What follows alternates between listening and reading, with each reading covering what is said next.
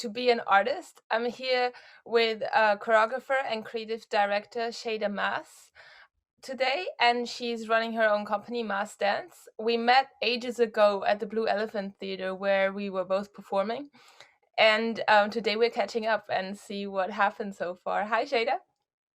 Hi, thanks for having me. Do you want to tell us a little bit about your early days in dance? I kind of met you when you were already in the middle of your professional career, but how did you get started? Yeah, you met me when I was pretty new in London, actually. I had just moved to London and I didn't even have my company yet when you met me. It was the beginnings of, because I was already creating pieces and putting them on theaters and everything. Mhm. But yeah, so I started in Spain. I have an Iranian dad, but I was born in Spain and that's where I grew up. And that's where I started dancing as well. I started actually pretty late.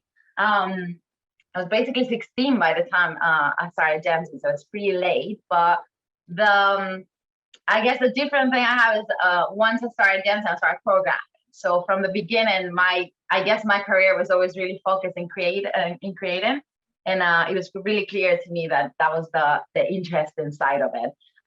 So I started creating really early on, and from there I got a contract to go to Canada. So I was touring with a Canadian company, and that was pretty amazing as well. I was touring for a whole year with them, which is where I learned English. And that's why like people get so confused with me because I don't sound like proper Spanish because I learned English in Canada. And then after that, I started choreographing a lot. I started teaching a lot. I moved to Barcelona, actually. I know you're moving now to Barcelona really soon.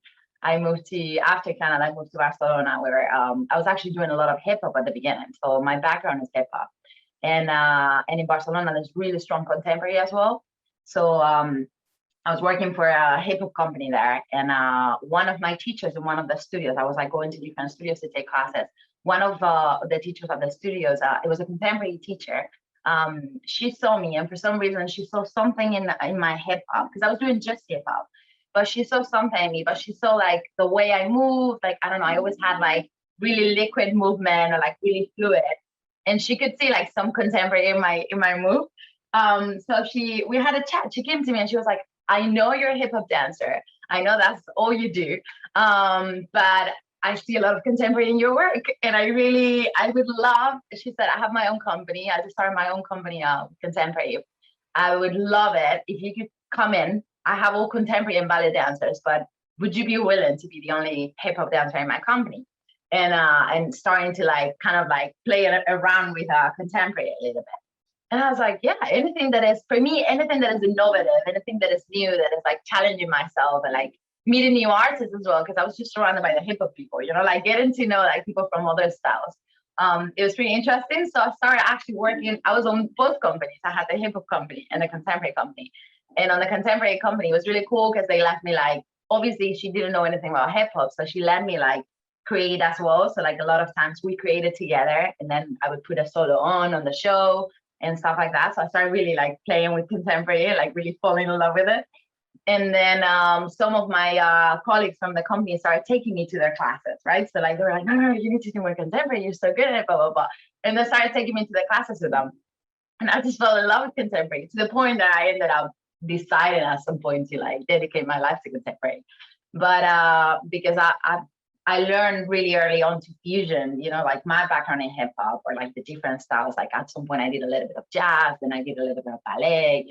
So I started fusion and everything. And for me, it was always about innovation. It was always about trying to find something different and be myself as well, like not trying to look like anybody else.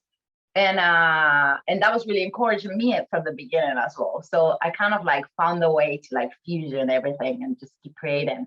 And that was a little bit of the beginning of my work now, like I ended up studying ballet really late because I hadn't done anything technical, and I started basically since I was 19. I was choreographing and leading teams, and so many times I had to choreograph for people that had ballet technique, and like I could do it because like as a choreographer, I had the skill to like choreograph and like let them know what to do, but I didn't have the language. I didn't really know how to. I was like, yeah, this jump you do, and you open your legs. I didn't know. Like I couldn't actually say the words.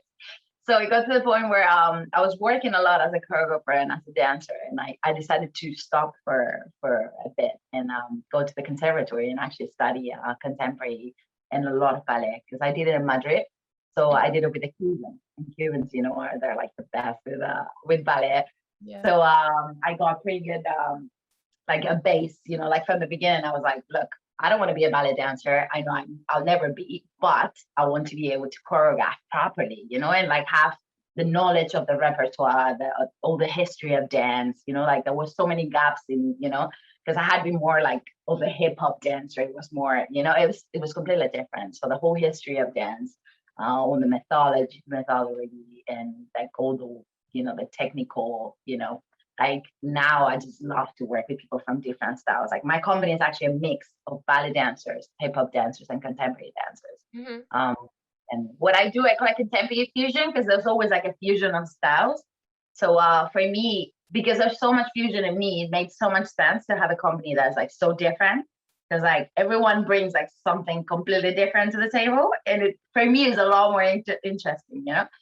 So yeah, when I came, it was always the dream, you know, to have my own company, because I was always with like commissions. I was working for different companies until it was clear that I just needed to create my own company. And London gave me that, you know, gave me the possibility. I moved in 2016 to London. Ago, wow. Yeah, 2016 is 5 years already. I think I met you on my first year in London.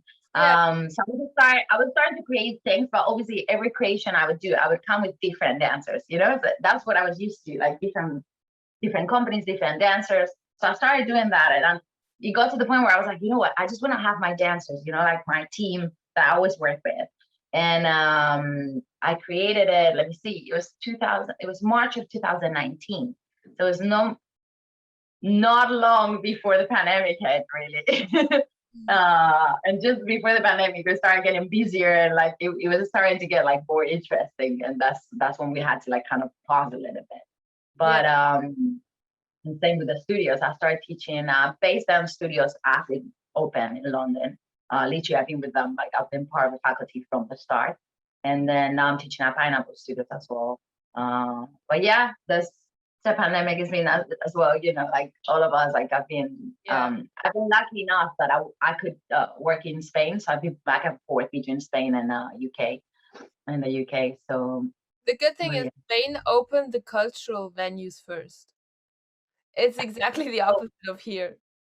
Yeah, I think what they did is they had it really, I don't know if you heard about the lockdown there. Like the first lockdown was like really hardcore. Like they had a lockdown where they couldn't get out of the house at all, or you would get a fine. So like, you know, like in the UK, we have this thing where like we can exercise outside, you know. So even when it was like really tough, you always had like at least 1 hour where you could go and like run, or you could like cycle, you know. That wasn't an option in Spain. They had like 2 months and a half of like literally you have to stay in the house or you get a fine. You could just go to the supermarket or the pharmacy. That was it. But after that tough lockdown, the government kind of refused to do more lockdowns. So what they did is like, I don't know, they've had more than a year of like 24/7 with a mask on for everything. They've had, but I think everyone kind of got used to having those restrictions, and like life went on, you know, like I think in the UK it kind of felt like at times it felt like everything was on pause. So like our life was kind of on standby, you know. I didn't have that feeling when I went to Spain, because like it was just like people got used to like having to queue every time you went to a shop, you know, like queuing outside, having the mask on for everything. People just like went on with their lives, but just with a mask on, or like, you know. So what I did is I went twice actually during the pandemic. I went twice to Spain to teach. The first time I went for like a month. I kind of organized like kind of like a tour, like to different cities to teach workshops. And that was in July. So it's gonna be a year now. July of last year. And then I went middle of December. I thought I was gonna go for a few days, but then things got a little worse in London. I was like, you know what, let me take work here, because all the studios were open, all the venues were open. So I stayed for a good 2 months and a half teaching in there. Obviously my company was on a pause, because well, my company, I have dancers from all over the world, you know. So when the pandemic hit, like everyone kind of like went back to their countries. Some stayed in London, some like moved out of London, you know. So it was kind of crazy. They, you know, they gave permission to professionals. I think from the second lockdown on, they gave us permission to keep rehearsing.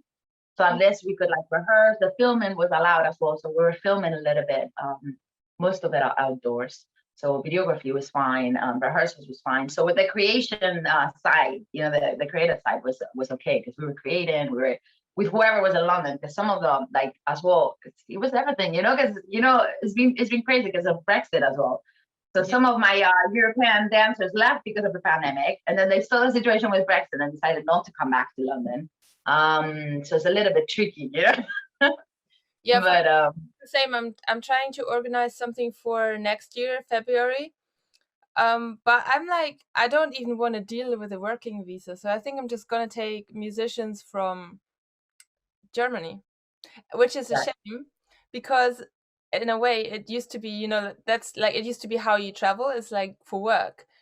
A lot of people only travel for work because it's quite expensive to travel, and London is quite an expensive city to be in, so it's not so easy for like musicians or like dancers to save the money to travel on their own. So if you get to go on tour, it's you know free traveling and you can explore the world. But at the moment I don't even want to deal with visas because it's already so hard to go on tour.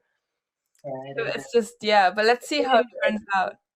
I'm keeping an eye on like what's happening in terms of because as well, apart from the company, I'm directing this project called Contemporary Sessions. Hmm. So basically, I created a platform for to bring different choreographers to teach. So Hmm. I'm bringing anyone basically that teaches in Central London, like the different like public studios that teaches anything that is contemporary. So contemporary fusion with anything. It could be with ballet, with hip hop, whatever. I bring them to teach. So I basically do I do 2 sessions a month. It's 3 hours, and every hour there's a different choreographer teaching. So that was super international. I had people from all over the world, you know, teaching for this, and it's based at Studios actually. And I've been doing it since like December of 2018, so it's been more than 2 years now. And now it's like I'm keeping an eye on what's happening in London because obviously there's so many things going on, you know, like now kind of like just waking up again, the city, but then it feels different because a lot of internationals have left. Some people haven't come back yet. So yeah, like in terms of visas, like it's gonna be, I think for everyone that is here, it's gonna be fine because you can tell there's gonna be a lot of work in London, you know, but it seems like there's less people or like unless there's less artists or like it's not obviously it's always going to be diverse because there's people from all over the world, you know. But I think it's going to be harder for everyone that is not already in London or in the UK to come. And then in terms of visas, like I was checking because of the company. I was checking because I was like, I don't want a company of just English people, you know, like I didn't want a company of just Spanish people. I would have stayed in Spain, you know, like I wanted to be in a place, and that's one of the reasons why I'm in London. I wanted to be in a diverse city, you know, that really is it's like it's one of the biggest cities in terms of dance, you know. It's like it's one of the capitals of the world of dance, you know, like people comes from all over the world to London to take classes, to be part of the companies, to be in the musicals, you know, like, and we have so much in one, it's not a small city, but in one city you can find like there's all the filmings, there's all the adverts, you know, like so much work, music industry, you know. And everyone comes from all over the world, or they used to London to find work in all this, you know. So I was checking for the company, and now if I want to hire someone that doesn't have already a British passport or the, you know, like the whole settled scheme that they did now for the it's tough, you know, like it's a lot more expensive for me to hire someone that is not in the UK right now because I have to like provide them visas, I have to do all the paperwork. So I have to bring them basically. They cannot come if I don't do a contract to them, you know. So it's really tricky. Like for the companies, it's gonna be a lot easier to just hire people that is already in the UK, you know, with a working permit. So it's gonna change things a little bit, you know. Yeah. See. Fingers crossed, hopefully they sort something out that makes it easier because I really hope they do like an artist special visa or something because you know, like our industry needs it. Like imagine, you know, like a big part of my work is traveling the world, like giving workshops, you know, or traveling with my company. Like imagine if my company couldn't tour out of the UK, you know, or like I it would know. become like, really hard. Yeah. Crazy, Yeah, I mean like crazy. I think London is a big city, but at the same time you have very specific audiences because I feel like London is very trendy and people kind of are very overexposed. So people kind of follow what they like rather than just like, you know, you can't rely on being, oh, I'm in a big city, I'm going to have an audience. You have to kind of be smart about where to put your work and how to advertise it. So it's not like you can rely on like, oh, there's 12 million people here, I'm going to have an audience. It's not how it works, because it's very No, totally.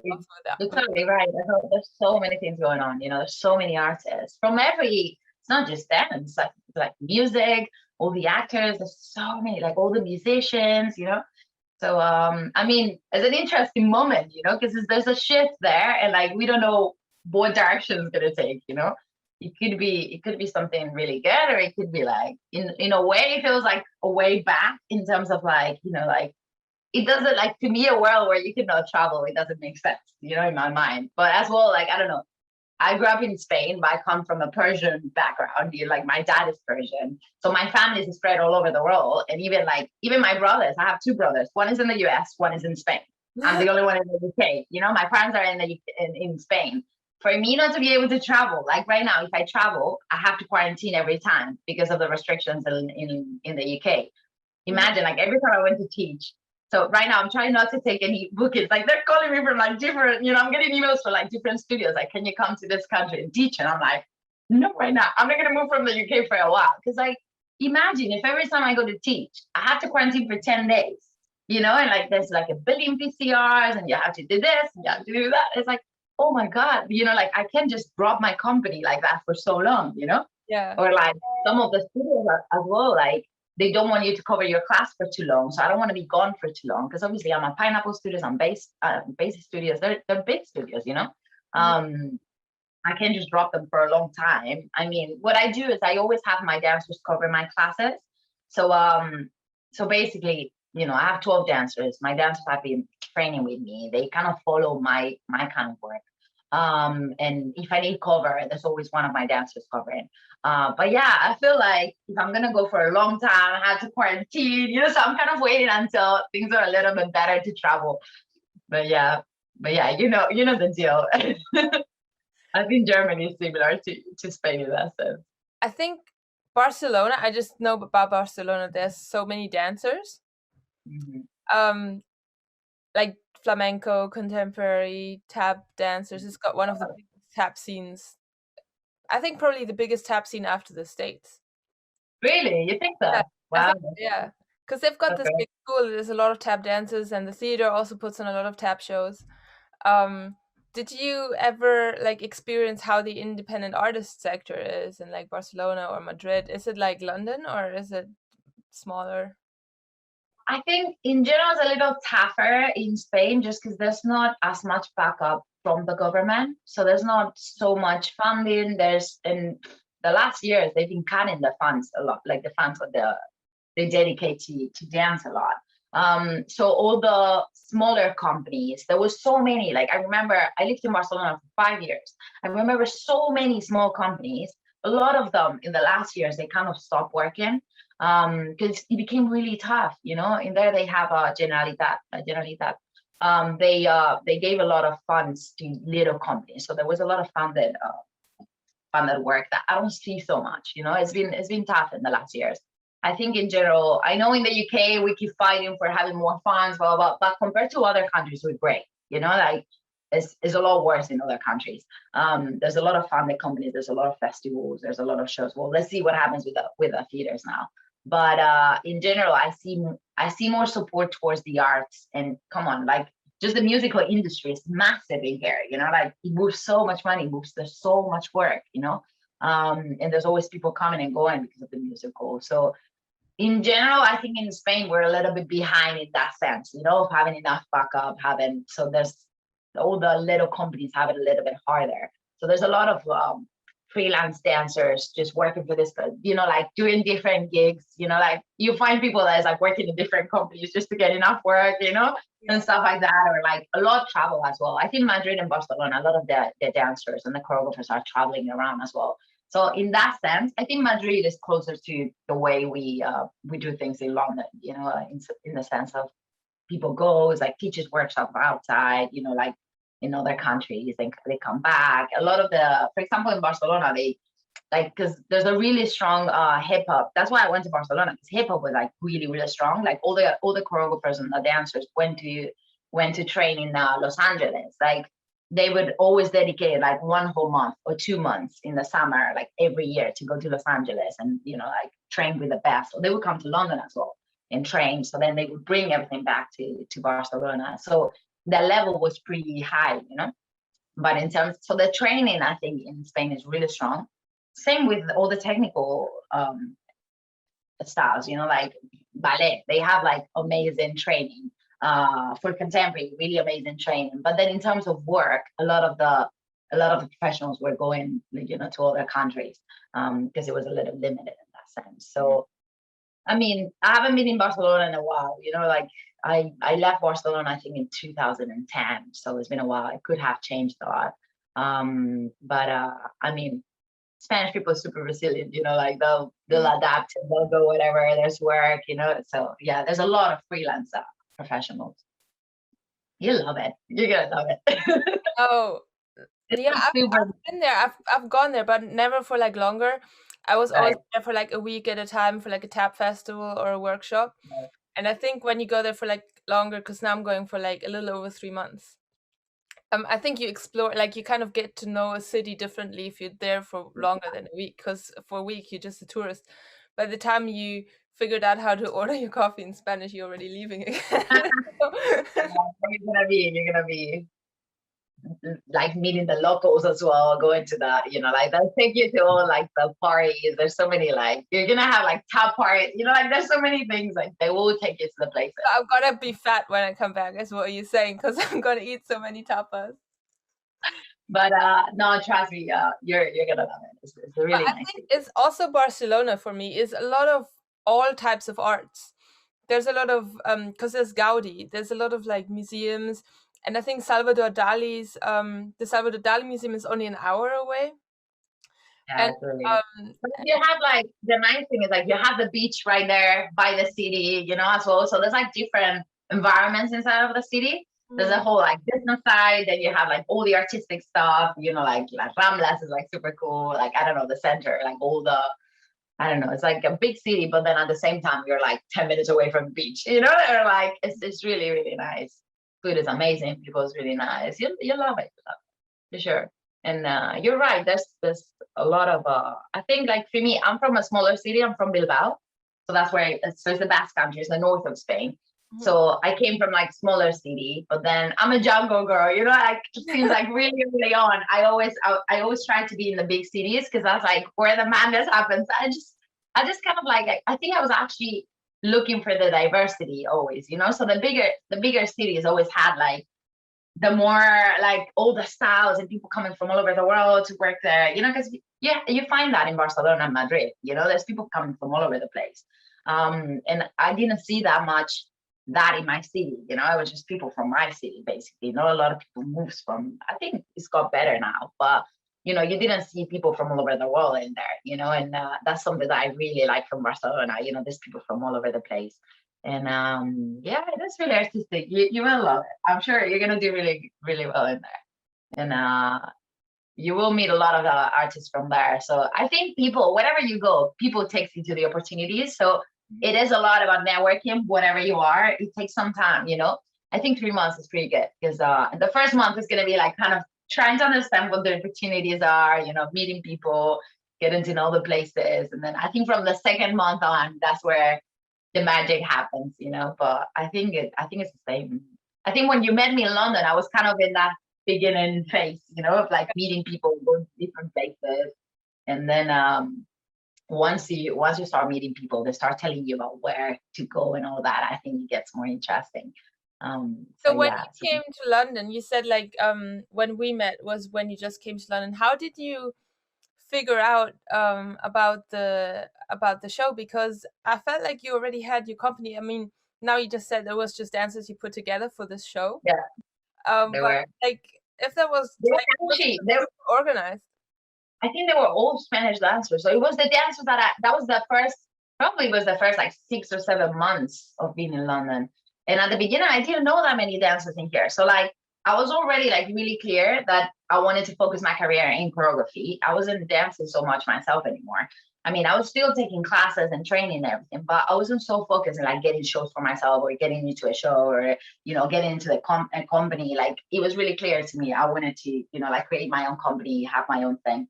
But at the beginning it was tough, because I didn't even know dancers in here. So it was like, how do I choreograph with no dancers? How I create, like, how do I'm always creating like events. I'm always creating, and I was like, if you don't know people for that, it was really hard for me at the beginning because it's like, yeah, like my life is dedicated to creating for others, but I don't know others here. So first I had to like really network. And so at the beginning, I think that cast was all Spanish dancers. So it was people that I already knew from Madrid or from Barcelona.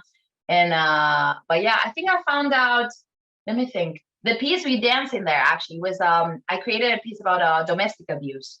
There was three, I was actually dancing on that one. There was three female dancers. I was one of them, and then there was a male dancer. And I actually created it as a like video format first. I put it up on YouTube, and it kind of went. I'm not gonna say it went viral, but it went like pretty big. And I was like, oh my god, I have to put this on the stage. It was like people kept asking. I was like, I just like kind of created just like as a video, like video format. It wasn't really thought for the stage. So I adapted it for the stage, and then that video is what I sent for submission. So I was always like keeping an eye on like, I don't know, the opportunities at the place. There's always like different websites that you can keep an eye on for like different opportunities. So I always like, obviously, because I was new, I didn't know where the opportunities were. I was like always, like asking around and all that. And I think I just like somehow I ended up at the Blue Elephant Theater's website, and there was that opportunity, and it said, we're looking for female creatives. I think it said female choreographers, and I was like, oh my god, this is it. Yeah. And I sent that video, and they really liked it, and yeah, they gave me a slot at the show. They gave me that it was one piece, and yeah, that's where we met. But that was like it's really nice there. They're so I love supportive it. of work. I really love that because it was a small theater as well, and I love having like the audience was really close to us as well, which is a different experience because you can, like we're not so used to like seeing people's faces as we perform. It's so many times it's like, hey, they're too far away, or like the stage is really up, or like it's really dark, so you don't actually see, you don't interact with the audience so much. That stage was really good for that because we were like basically there with the audience, and yeah, for me, that was the first theater I ever had in London. It was amazing. I loved it. So that was like the beginners, I guess. After that, I started like every time I created, I kind of counted with the same dancers. And then it got to the point where I was like, you know what? I'm just going to register the company and find a way to do it. I registered the company, and I kind of like started getting dancers, and, bit by bit, I was like, okay, this is it. And now everything I do is kind of goes around the company, like the classes I do at the studios. So it's contemporary fusion with mass dance, so it is like it's like an open company class basically. So I bring to the studio the work I do with my dancers at the private studio, which I think is more interesting because people doesn't do company work really at the studios, like people, like dancers don't have the opportunity to actually prepare for the company work, so for them to see a little bit of how you would be before they go to auditions or before, I think at the studios is something different, it's interesting. And at the same time, what I said, like if I need a cover, it's always my dancers that come and cover. I don't just ask anybody to cover, so it always kind of keeps the same like frame, like the same kind of When you said you registered your company, do you have to like register it as a limited company or something like that? Or yeah, the limited company. Okay. The limited company, yeah. And yeah, at the beginning I had to, because at the beginning we're so used to the creative side. We're not used to like all the admin. Like I had to like really do my research. I was like, okay, what kind of company? Because then there's different kind of companies that you can have. I had to like research, like, okay, what would be the best, and then like they were telling me, I don't know, like so far I'm the managing director. I'm basically doing everything. I'm doing the admin side, I'm doing the creative side, I'm all over the place in terms of like I'm always, because I never want to spend so much time worrying about everything that is like the business side, all the business, all the admin, everything, that I kind of sacrifice the creative side, like I don't want to sacrifice my choreographing time or my rehearsing time with the company, or like, so it's always like trying to find a balance. But so far, like the company is not as big as Like for now, I don't need a board member. I don't need young members. You know, like I don't need like a massive. I know I'll have a bigger team at some point. You know, but I kind of like having the freedom of deciding how I want the company to work. So having like the last say, you know, and so yeah. So far, I'm super happy with it. It's just I was actually speaking with a lot of artists that came on the podcast about, you know, artists as an entrepreneur, because everything, like everybody thinks dancing is what you do, but in reality 50% of your time just goes into organizing, sending emails, sending press releases, all this kind of stuff, funding applications. You sit on the computer at least the same amount of time as you. that's editing, you know, because right now the dancing like is really going towards video, and especially after the pandemic. Like there's so much video right now. Like I spend so much time just editing. Like I had to learn how to film, how to edit. Because at the beginning I used to hire videographers for everything.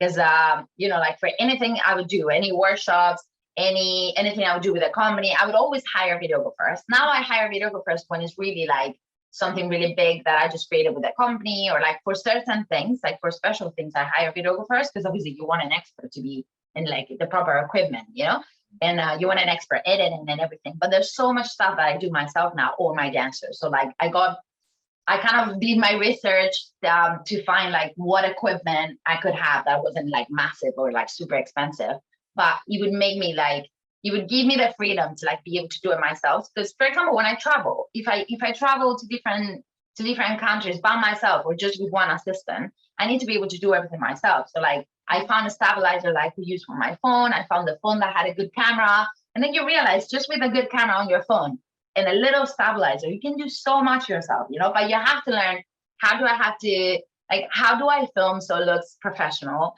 How, or like my dancers, for example, my whole company knows how to film. If I have to be in the video, then you're filming. If for whatever reason I'm not able to be there, then they're independent from me. You know, like they know, everyone knows how to do everything basically. And then you have to learn how to edit. You have to do so much promo, like everything. Like people think, oh, they're in London. Listen, in London you have to do a lot of promo for everything. So you have to learn how to make posters, how to do the marketing, like how do you sell, you know, a workshop, how do you sell an event, everything what you said, just invoices, all the emails, submissions. Like, oh my god, I realized like when I came to London, like the way you submit just proposals in here for anything, so different from the way we do it in Spain. So then you have to find a way as well to, like, you have to see what's your audience here and, you know, adapt everything. Like what do, like here they, all the admin, like just the finance side, you know, like all the budgets, everything has to be like properly, you know, like properly thought. Everything has to be explained. What are you gonna, because if you're asking for funding or you're asking for an opportunity that involves money, you know, they want to know how you're using every single pound. So yeah, that takes time, you know, like not every dancer, every choreographer knows how to do all these things. So it takes some time to learn. I've done like so many like different workshops or like courses. I went to like master classes, and still like I feel like every day I'm learning something new about like business or, you know, like social media. Oh my god, social media is so much.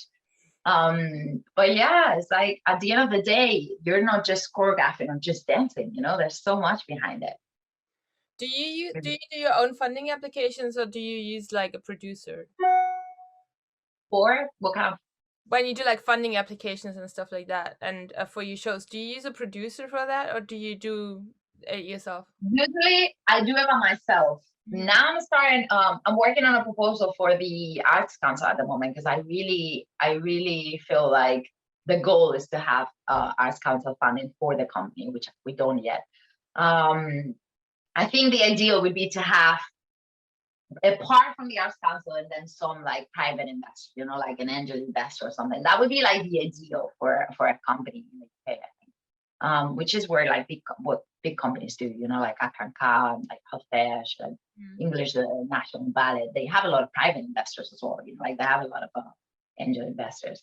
So now I'm working for a proposal for the Arts Council, and it's tricky, you know. There's so many parts where like I'm asking for advice. I did a couple. There was a workshop during the pandemic. It was really good because they were offering different workshops. There was different fundings that came out. And there was the Arts Council organized different workshops to learn how to put together a proposal, how to, I know there's different, like you can hire someone that basically writes a proposal for you or like creates the whole thing for you from scratch if you want. But so far I've been trying to do it by myself. And then I'm the kind of person that if I don't know how to do something, no, and it happens with everything. I think at the beginning I hire an expert to do it. And then I try to learn as much as I can from the expert. And then I try to do it myself. I'm kind of like that all the time. Like, it happened with videographers. I would hire videographers to the point where I started like learning how they were doing things. Like with videographers at the beginning, I would always ask to be there when they were editing. I was like, I don't need to edit with you.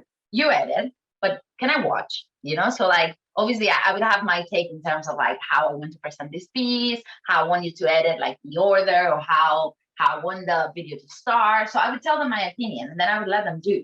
I was watching, you know, and then I started playing with editing myself. And now I edit everything, basically everything myself. So with proposals, I'm kind of in that point where I'm like, I might have to bring someone in to help me, especially for like the big ones, you know, like Arts Council is pretty big. So I'm thinking of like, should I hire someone that helps me to put this together? And then we'll see. It's a long process. It's a lot. Sometimes it's like a week just to like line up everything, and then you need to like proofread it and fix it, and it's more than a week for sure. Yeah, like most of them, like this, it could be months of like just putting something together. Yeah, it's a lot. Yeah. So when you do like screen dance stuff, is this just promotion for you, or did you actually submit, you know, like screen dance short films to festivals, or do you do your own streamings? Now we're doing more of a sending for festivals. The last couple creations, I've been moving them a little bit more because as well, I think your work gets a little more professional as you go as well. You know, like the way I create. I think video in general always caught my attention, even when video wasn't this big. You know, like when we didn't like I remember when I used to teach and not like film my classes, you know, or like film every time I taught. Like right now, every time I teach a class, there has to be a video, you know, like it has to be out. It's like now is a must, you know, like before, I remember when it wasn't that big, you know. I remember when I used to choreograph and I didn't really have the support of video. Like right now we depend so much on videos. Like every time I choreograph something, I document it. Every time I have a rehearsal, I document it. You know, like now it's like there's that big obsession with video. But for me, pretty early on, video caught my attention because I think dance and video really go, you know, like really like get along, you know, it really like they really support each other to make the art stronger, you know. So I started playing with video pretty early on. So I think the more I work, like as time passes by, I'm creating more for video, which is different, you know. If you know you're gonna be just dancing for the camera, then you direct like all the positions, all the looks, everything is directed to the camera more than, you know, it's like, I'm kind of like some of the pieces I'm actually creating for the camera. And then if I get an opportunity, I'll adapt it for the stage, you know, because like in the last months, I didn't really trust the whole stage, you know, like the theater situation. Because I was like, I don't know, it feels like right now they're going to open theaters for a couple months and they might shut them down again. You know, it just feels like I don't trust it too much. So I started creating more for video, you know. There was a moment where I told the guys, I was like, you know what, for the company, I was like, we're gonna focus in like digital, everything digital, you know. And then we started getting some commissions as well that were more directed to video. But let's see, I'm kind of keeping an eye on how, you know, the industry adapts now in that sense. But video, I think, is going to be really involved with what we do from now on. And now, like even the classes, you know, like I'm teaching at Pineapple Studios now. And Pineapple Studios, basically what they did, and this was great, during the pandemic, they invested a lot of money in like proper equipment for live streaming. So now, you know, Pineapple Studios has 16 studios inside. So the 16 studios have, so that now they have a massive screen on the actual mirror. So you're teaching, and that what they're doing is they're doing in-person classes and live stream at the same time. So now every class I teach is online and in person at the same time, which is great. You know, you have this massive screen at the top of the mirror. So I'm looking at the people in the room, but then, and I go with a microphone, I have like a headset, you know, so everyone at home is hearing me okay, like is hearing me great. because they get the sound straight from my, like from the mouth, and then they have like the sound it's like a different channel, so they hear the music great, and then at the same time the people in the studio is getting a proper class, so this is a little bit of the future of dance, like Yeah. who knows, like maybe in a few years, like all the studios are live streaming the classes at the same time, and if you think about it, now people is not able, because until now, like at the big studios, Pineapple, Base, 68, all the big studios in London, they depended a lot on like dance tourism, and now there's no dance tourism right now. So there was, there was like groups of people, I don't know, 20 girls coming from Sweden, and suddenly they all came to your class, or there was like this trips of like people from Brazil that came and took like, I don't know, a week of classes, so they were going all over the studios to take classes. Right now there's not that, but these people is taking the online classes now. So I think there's a shift there, like the industry is adapting. Like if you think about it, we're creatives, so we're always going to adapt. I think the industry, I don't know, I have a lot of hope in artists in that sense, because there's creativity has no limits, like we'll always find a way to keep going forward.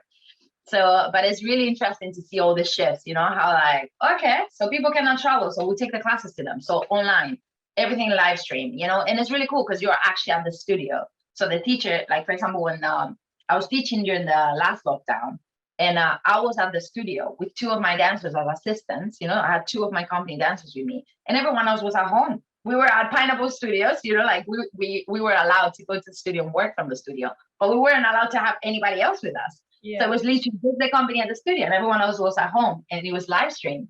I think it's super interesting, for us having that option as well, of like still go to the studio, still work from there, and live streaming because as well they have like two technicians that are monitoring the class. So they're like, I don't know, they're like adjusting the level of the sound. If there's any problem, they come in, they do all the installation. I don't know, like it's it's great. You can choose, they can reverse your screen, they can flip it, or you can choose how much zoom. And there's so many things you can do, like there's so many options. So I don't know. It's a little bit of I think it's a little bit of the future of dance, like it's gonna be really involved with video, which is great. Yeah, that's true. So what's your process when you create for your company? Let's say you create a show from scratch. What are the different things? It really depends what I'm creating. Like if I'm creating for a show, like I was creating the last show I created for them, it was about mental health. So, and this was before the pandemic. Obviously after the pandemic it makes a lot more sense. But yeah, it was about mental health. So I had an idea in mind, and then everything kind of went along that idea. But then I don't know if I choreograph for, obviously if it's a commission, like I've done a lot of like music videos, so then they kind of give you the tools to work with already, because they give you the song, they give you maybe storyline, and you just work with that. If it's a commission, like it's usually easier because they give you like, then you have to like, the fight is the fight for your freedom, to keep your kind of the idea of what you want to do, because then the director has another idea, so you have to like kind of adjust the idea you have to whatever they're looking for. But obviously if it's my company, it's like, for me it's like total freedom, because I can do anything with it. It's my company, I'm choreographing, so it's like I'm gonna do whatever comes to mind. But yeah, if I have a story in mind, then the hardest part is finding the music that is perfect for whatever I have in my mind, but then if I don't have, or for example, if I'm choreographing for class, sometimes I get inspired by music that I find, and sometimes I have an idea and I have to find a song for it, If I get inspired by the song, it's usually easier, because when you have something in mind and then you have to find the music for it, it's like, oh my God, because you have I think as choreographers, we have like, our imagination is wild, like we have like a super clear idea of what we want, and then it's like so many times with the company, I'm like, okay, so they know when I'm getting creative, because I go to the studio and I'm like, I have something in mind, I have no idea if it's gonna work, let's try, and like I'll just come and I'm like, so many times I even dream with like, I dream choreographies, or maybe not like a whole choreography, but an idea for choreography. I dream with effects, I dream, like I'll be creating something with a company, and suddenly there's a part where I keep getting stuck. I don't know how to, I know there has to be an effect to get to this part, but I don't know how to, I'm kind of stuck. So like my mind is working at all times. So I leave the studio, I come home, or I go and practice my, I don't know, I go do yoga and suddenly something comes to my mind. And then I go to studio the next day. I'm like, okay, let's see if this works, and then we're just like trying to make it, and because it's in my mind, and I see it in my mind, I kind of have a feeling that it has to go, so we're just playing around to try and make it work. But so many times, like I say, I live in the clouds. Like my mind is always like, I'm always daydreaming, like, I'm always like, okay guys, let's see if this works. It might not work at all, but let's play around. So it really depends what I'm choreographing. It's really like inspiration can come from anywhere, I could be doing something totally different, and suddenly I'm like, oh my god, this is it, or like I'll go for a walk, and suddenly I see a location, I'm like, oh my god, this is what I was looking for, I'm gonna do a video here. Like I did a piece not long ago. There was a part in the piece that I wanted. It was all male dancers. There was four male dancers, and there was a part where I wanted a scene on stairs, them dancing on stairs, like going up and down and jumping from the stairs. And as well, I have an acrobat in the company, and I have I don't know, like crazy hip hop dancer, and like, so I was seeing like all these things happening on stairs, like jumping around and all that. And I was going all over London. I couldn't find the stairs, for like days. I was just going around trying to find stairs to do the filming. We already had I had already the videographer hired. I had the date, like everyone already was like, hired for that day. Everyone had left that day for the filming, and I still didn't have a location, And I randomly went with a friend for a walk to O2, and suddenly I saw the stairs, and I was like, oh my god, this is it. And then the whole choreography came out of the stairs I saw. I just took a photo, and then from that photo, everything came from that. So you never know. It could be anything that inspires you to create. Yeah. So, yeah. Last question. I'll ask this to everyone. What does being an artist mean to you? That's a big one. I think it's the way we understand the world and life, and I don't think we choose it. I think we were born to be it. I think we've been given a talent for a reason, and it's our responsibility to develop it and to show out to the best of your capacities, and to put it to the service of the world, really, to somehow do something that makes the world a little bit better because you were on it, you were in it, and somehow, for me, my career is really dedicated to others. So service to humanity, somehow it is a big thing. And I think artists are just born artists, and you cannot run away from it, even if you tried. It's just the way you do everything, the way you see the world, the way you see how you live, the way you do everything as well. When you're a creative person, you just apply it to everything you do. You could be out of your area, you could be out of the dance world, and still the way you're doing things, even the way you resolve your conflicts, the way everything, like the solutions you find, like creativity applies to every single thing, like the way you live your life is, like your life is your biggest creation, it's like you create it all the time. So yeah, I think it's just, you are born it. Yeah. That's really nice. That's a really nice point. Thank you so much for joining me today. Thank you for having me. It was great to catch up as well. It's been a while. I'm gonna link all of Shada's information in the description box so you can check her out. And I'll see you guys next Sunday. Bye.